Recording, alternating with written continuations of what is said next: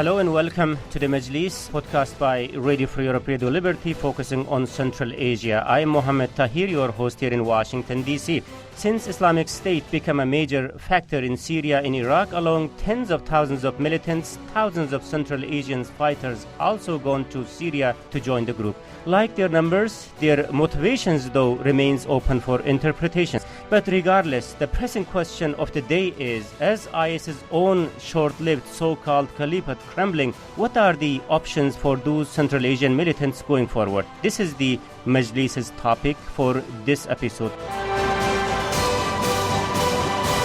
To discuss the subject, from Bishkek, we are joined by Przemysław Ozirski, who is the Deputy Director of Central Asia Strategic Studies Center for Analysis, Dialogue and Development. From Washington, D.C., we are joined by Dr. Aykan Erdemir and Merve Tahiroğlu, who are researchers at the Foundation for Defense and Democracies, and Bruce Pannier, editor of Radio Free Europe, Radio Liberty's Central Asia blog called Kışlak Ovazi, is joining us from Prague. Ladies and gentlemen, welcome on board. Thank you. Thank you for having us. Thank you for having us. Thank you. Very nice to have you. So the biggest question of the day is, now IS as a group fighting for its own survival, they are no more advancing in Syria and Iraq. Perhaps their strongholds are crumbling. In situation like this, especially talking about Central Asian militants, what is next for them? Maybe we can start with you, Aykan. Central Asian fighters have proven themselves to be pretty flexible, pretty resourceful. They have switched allegiances between Al-Qaeda affiliated groups and the Islamic State. They have traveled in and out of Turkey. They have grafted onto other fighters from Uyghur-dominated, Chechen-dominated, Russian-speaker-dominated groups, which shows that they have the cultural capital. They have the battlefield experience. They have built new networks. They have become further radicalized through their experience in Syria. So at this point, now that the Islamic State is crumbling, they will tap into these new networks, these new experiences. And since they have proven that they're quite flexible, they do have a couple of options ahead of them, which we might discuss later today. But just to name a few, they have a strong foothold in Turkey, so Turkey might be a viable option. Return to Central Asia is another option. Return to Afghanistan and Pakistan, maybe temporarily, to set up enclaves could be an option. But I think the more important question could be, could any of these be stepping stones? Especially, could Turkey be a stepping stone to further travel to either Europe or Russia itself? Interesting. Maybe we can expand on that.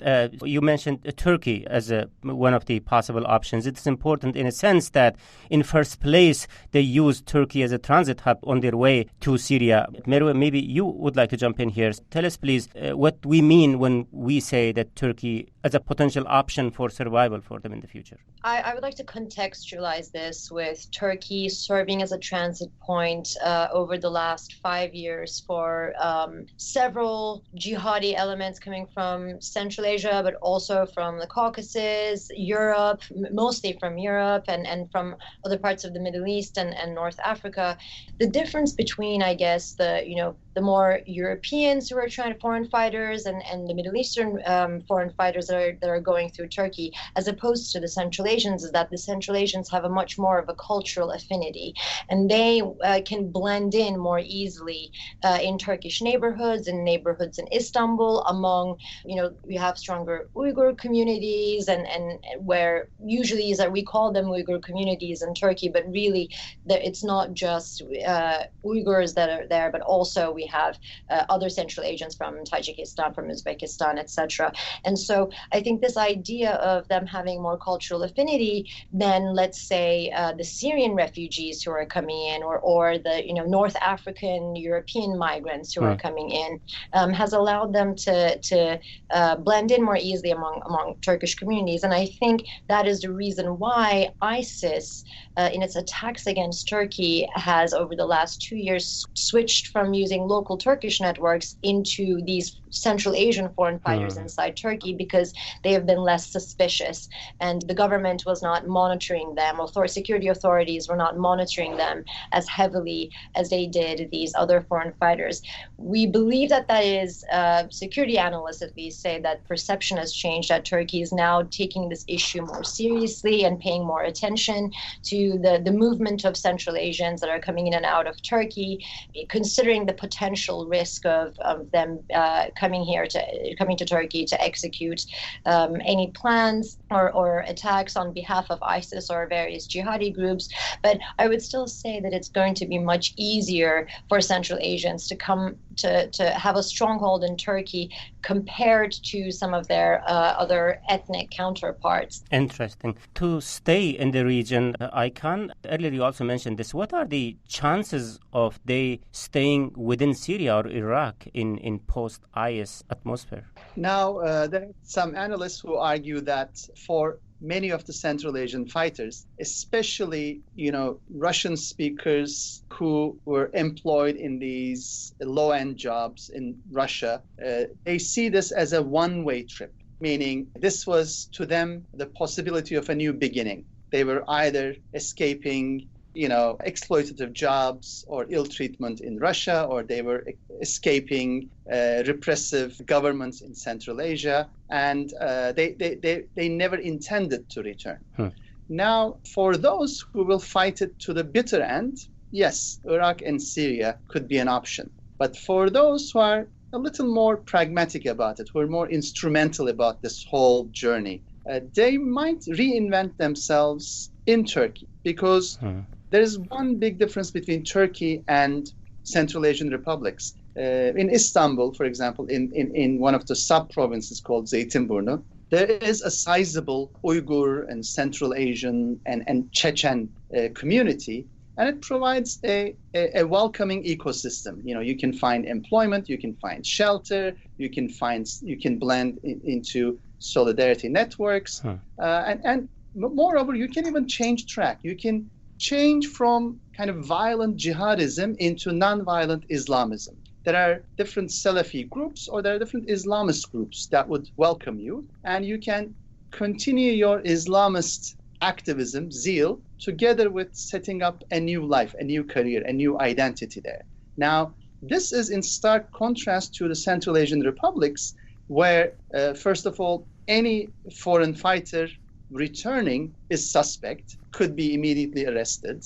I talked to a Central Asian official this week who said, we know that, the visa-free travel to Turkey is for 1 month. He said any of our citizens who come back beyond that 1 month stay abroad is suspect and could be part of an kind of interrogation or a detainment. So because there is lack of either incorporative policies back in Central Asia or kind of reintegration and de-radicalization policies back in Central Asia, I think it would always be more favorable from the Central Asian fighters' point of view to pick Turkey. Now, for the zealots who want really to continue to fight, sure, Afghanistan and Pakistan could be new battlefields, and building on top of that, they could ultimately have a kind of a long-term perspective on toppling what they see as the weakest links of the Central Asian republics. So that too is a possibility for the radical extreme. But I think for the mainstream, Turkey remains a very popular and possible destination. Okay. So you touched upon two other directions. One is Pakistan and Afghanistan as a possible option. The other, Central Asia. Let's start from Central Asia. Przemysław, so what about going back to their own countries in Central Asia? Is that an option looking from Bishkek towards Syria? Of course, I would agree that there are certain policies of security from the security sector that those people returning from Syria, they are filtered on the border. So yes, jail is one option that those people go. And I could say that even like if we take the official statistics, for example, from the Osh region, so we'll have like 454 people actually that went to Syria, 31 people returned. Of them, like 22 were jailed. Yes, so and still the 9 of them, they are free and they leave, but still they are monitored. So you would be jailed, but you'll be jailed for 2 years or more. It's very difficult to prove those people that they were engaged in fight, actually. And still, there is another issue, that those people returning from Syria, they are not accepted within their societies. So it's not only about the states. There are cases that people were stopped on the Turkish-Syrian border, returned to Kyrgyzstan, to their village, and the locals called authorities to resettle them. The people don't want to live, actually, with people returning. They are seen here as in Kyrgyzstan sometimes by local population as threat. So it's even more complicated. So I would agree that it could be easier for them to stay in Turkey. Okay, so Bruce, so the treatment of those returnees looks varies, from country to country in Central Asia. This was the picture from Kyrgyzstan. What about the other Central Asian countries, like especially Uzbekistan and Tajikistan? Of course, the Uzbek security forces are checking just about anyone that comes back to the country from wherever they've been. The airports be absolutely impossible, but even trains and buses are being checked all the time too, and they want to know a lot about where these people have been and what they were doing there. We know also that Uzbek SNB is working closely with some of the other intelligence organizations, the FSB, for instance, in Russia, so that they can monitor their own migrant laborers when they're in Russia. So I as far as like getting into Uzbekistan or Turkmenistan would be even harder.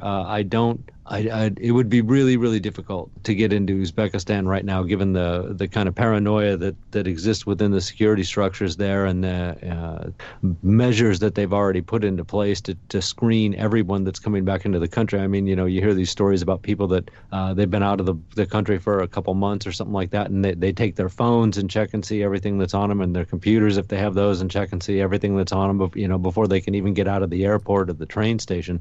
So it would be tough, Now that said, it's possible that I suppose they could get into another country. If you can get into Kazakhstan or Kyrgyzstan, then there's probably places along the border where you could cross if you were just dead set on getting into the country. The way they monitor the population in Uzbekistan, it wouldn't probably be so long before they were aware of the fact that you had entered the country and after having been gone for some time, and there would be a lot of questions raised about, not just to that particular person, but among the families and friends about who these people were, where they were, what they were doing, and a lot of checks on what was happening when they were while they were away to the best extent possible. So I would think, certainly in the Uzbek case and the Turkmen case, they probably have enough checks in place that I can't see that this would be a major problem for either one of those two countries. Oh, about the other option, they going to Afghanistan from Syria, probably it will happen through Turkey and Iran. If they manage that, they will be certainly welcomed by Central Asian militants who are already present there. But is it a viable option? Is it possible to cross all these borders and end up in Afghanistan? Who wants to take this question?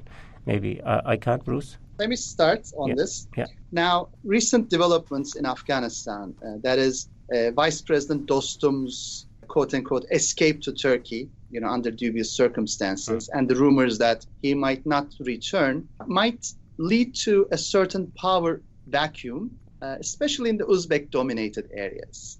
So I think this could be attractive, not only for Uzbek jihadis, but also other Central Asian fighters to exploit this vacuum and to kind of build on the existing network in Afghanistan to establish several well-entrenched enclaves, which could be a new kind of ISIS-dominated region in Afghanistan. And this is not only attractive just for the Afghan battlefield, but also this could be attractive as a stepping stone, as kind of a launch pad for the next assault on some of the Central Asian republics, because there are rumors that some of the Central Asian fighters now have their eyes on Central Asian states. We know that there are deficiencies in governance, there are grievances, there is a relatively weak state apparatus in some of these countries, and this is basically yet another reason why Central Asian fighters have their eye on these countries. So I think we might see a certain number of Central Asian fighters exploiting channels through Turkey and Iran and maybe Pakistan to finally make it to Afghanistan. Of course, there is always the question. It's not necessarily Western counterterrorism effort, but it might be competition from other Islamists in Afghanistan that could slow this down or hinder this. That is, we know that the Taliban is not necessarily on good terms with what the Islamic State is trying to do in Afghanistan. Some of the earlier Central Asian jihadis were basically eliminated, again, not by Western counterterrorism efforts, but by Taliban efforts. So we might see kind of intra-jihadi fighting there. We might see this slowing down Central Asian fighter flows to Afghanistan. But at the same time, I think the demographics is there, meaning there is a base on which they can build a new project in Afghanistan, and there are prospects for further action in the neighborhood. Bruce, we have seen reports that Central Asians arrested in Afghan-Iran border or Iran-Pakistan border from our own language services, several of such reports in the last days. Are we seeing this journey is already taking place? Oh, yeah. I mean, we have reports, as you mentioned, in our services that show that some of the people who were fighting in Syria and Iraq have started to drift back into Afghanistan. You know, with any of these groups, one of the first things they want to do is set up a network that can transport new recruits into their ranks. This has been going on, you know, for years and years, even when the Islamic movement of Uzbekistan was active in Afghanistan, that they figured out ways that they could get their people from wherever country they were into Afghanistan or the Pakistani tribal areas. So there's certainly a network that's there, and one would expect that it would be developing as time goes on, because there's going to be more of these people, like Icon said, there's going to be people that are hardcore, extremists at this point, and they really have nothing. If they're going to be ejected, they're losing in Iraq and Syria, and they want to continue the fight, then they're going to have to find a new theater to do that in. Afghanistan is one that presents probably the best opportunities for them because they do have their ethnic kin, cousins, at least their own people are up there in the north. So if you're an Uzbek and you're trapped in Iraq and Syria, and one of the groups in Afghanistan can get you back in there and get up to North Afghanistan, then that's probably looks like a pretty good option for you, because then you're back in among your own people more or less. So I would expect that's that will continue, as we've seen. It's already started. It's a trickle now, but I suppose the closer we get to the fall of Mosul and Raqqa and places like that, you probably see more of these people trying to return. It's a big question about who they're going to return to. As we know, there's been Uzbek fighters, for instance, who came out of the tribal areas, and some of them went and fought on the side of ISIS, and some of them fought with different jihadi groups that were fighting against ISIS in Syria and Iraq. So I would imagine they would just add to the confusion in northern Afghanistan. But then again, a confusing situation is where groups like this thrive, so it's a natural draw for them. Thank you very much, Bruce Pannier. Either IS remains as an effective force or fell apart in the Middle East, these militants in Syria and Iraq are indeed remain a wild threat. Also poses a humanitarian challenge of some sort, because a number of them went to Syria with their kids and families, and most of them have nowhere to go. Talking about the Central Asian militants, part of the solution might also lie in the fact that who they are and what they have been doing while in Syria, in Iraq. Hey everyone, before we get into the second part of the show, just a quick reminder that if you really like the Majlis podcast, there's a real chance that you will also like my other radio show that's called Gandhara Podcast. The show discusses latest developments in Pakistan and Afghanistan from local perspective. And the podcast is published in every second week on Radio Free Europe, Radio Liberty's Gandhara website. It's a totally must-follow discussion for foreign policy nerds with interest in the region.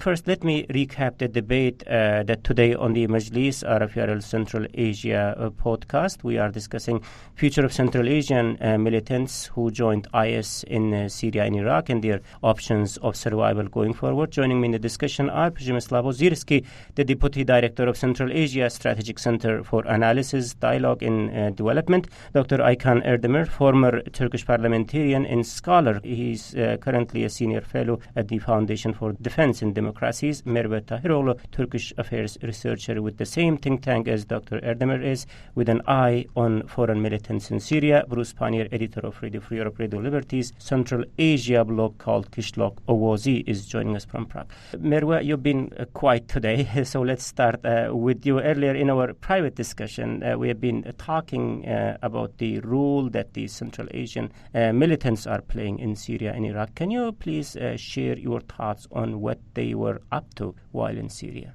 At least I've seen them only active in the Islamic State, which is, as you know, the more hard line of all the jihadi groups in Syria. Now, it's a misconception to think that the Central Asians make a large part of ISIS fighting force. In fact, they don't. Their numbers are believed to be somewhere between 2,000 and 4,000 at most. However, they are called, security analysts refer to them as some sort of a special forces unit of ISIS, which is, the deadliest and units of ISIS combat units and the ones that are sent for foreign operations, for suicide bombings, or some of the big-scale mass attacks as they have done in the airports in Brussels or the airports in Istanbul last year. So those types of attacks. So they are said to make a small but very important, crucial part of ISIS's fighting force, which is an important question as to what they would be doing after, what's next after ISIS, because when you see most of ISIS is made up of foreign fighters. And when I say foreign fighters, I mean fighters that are foreign to Syria and Iraq. So a lot of them are going to have to be ejected, regardless of from their established communities in Syria and Iraq once this fight is over, once ISIS is defeated, and perhaps they might try to join these other jihadi groups. And I think that would be a very interesting question as to which one of these could then absorb the Central Asian fighters and what role would they play within those. But for me, what that says, when we look at the fact that the Central Asian fighters are more resilient, are more resourceful, are able to take some of the more daunting tasks that other ISIS fighters either fail at or aren't willing or aren't courageous enough to, I don't know, to play a role in. I think what kind of a question that raises for me is about de-radicalization. And so if the Central Asian fighters are in fact joining these groups, not necessarily only for financial reasons, but if it's primarily for ideological reasons, and if this is the main motivation, then what does that mean for de-radicalization efforts? Let's say if they return to Turkey or if they don't go into another conflict zone, how will they be able to get integrated into normal, regular life in wherever they end up? And I think that's a major question, considering the kinds of tasks that they're assigned and what that means for them personally and psychologically. Merve, when you say resilient, when you describe the Central Asian fighters in Syria, what does it mean? So it just means, the way we see it, the ones that are more willing to take these tasks, because these could be, so ISIS has, and these groups have operatives that take various tasks, right? So you see the financiers, which are a different task, the treasurers, and those elements are the ones that are mostly focused on funding for the group. They're not necessarily taking combat roles, and they're not necessarily the ones that are sent out to carry suicide bombing attacks or mass shooting attacks. So when you look at those units, we see that the Central Asian fighters are the ones that, especially in the case for Turkey, the Central Asian fighters are the ones that are sent to these kinds of attacks, like the one we saw last June in Istanbul's Atatürk airport. It was a very well-planned attack, but it was also, Istanbul's Atatürk Airport is one of the most secure buildings in Turkey. So to carry out an attack like that requires a lot of zeal, right? It could be, even if the motivation is only financial, I don't think that's enough. So that's what I mean by resilient. That's what I mean by more willing to take these kinds of tasks. So when we see that kind of an attack happen that requires some sort of mental resolve that not all ISIS fighters have, that. Let's bring in Peshmerga you here. The way Merve described the Central Asian fighters, that resilient, resourceful, and ready to take up any challenge, the toughest of attacks. How do you read this from Central Asia? What does it say to you? Okay, still there is a problem to generalize, to make like general profile of people going from Central Asia to join, let's say, fighting in Syria. Yes, we could, let's say, elaborate, we could speculate that and make the profile, the young man, 20, 30 years old, married with children. Yes, but there are people that very poor, and also the people that are quite rich, I would say, that join. So still, what is the push factor, let's say, to join Islamic State or another, let's say, terrorist or extremist group in Syria? It's difficult to establish. Yes, some of them, they are motivated by religious issues. Some of them, they're just looking for adventure, I would say. And if they are more, let's say, determined to conduct, let's say, suicide actions or some, let's say, more sophisticated operation like in Istanbul airport, I would say maybe they are more determined because they cannot return. Maybe they are much more vulnerable, and they are used by Islamic State somehow for such operations. So it's not always their will to conduct. Many of them, they are recruited and they don't know where they actually going and what they're actually going to do. Sometimes they're going to earn money, sometimes they're religiously motivated, but they see the reality on the ground, and some of them want to return.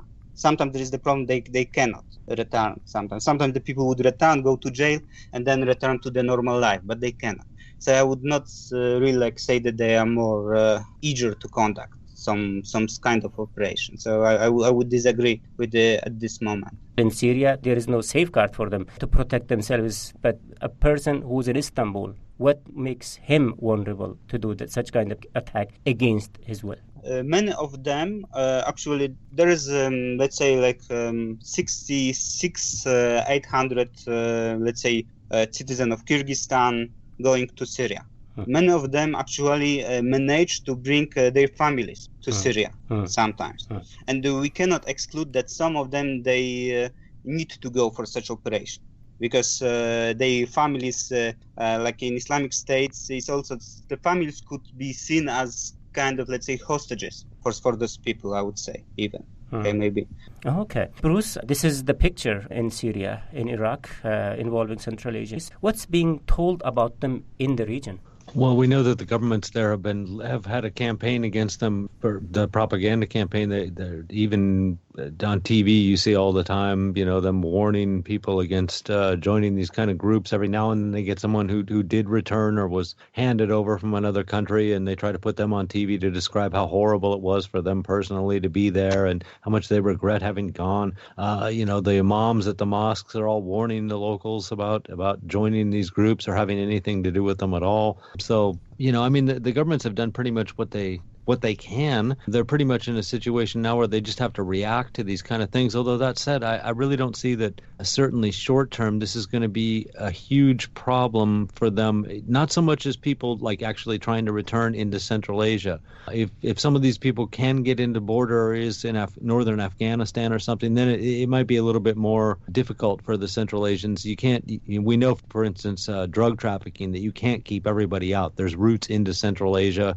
for, small groups of people, a couple of people at a time or something like that. But there's, they've done the campaign inside the Central Asian countries. The security forces are watching for these people all the time. They encourage citizens routinely to report any suspicious activity or anybody they think might be involved with this. And you've even had cases of family members turning over people or contacting the authorities and said they're worried about their brother, their cousin, something like that, and what he's doing.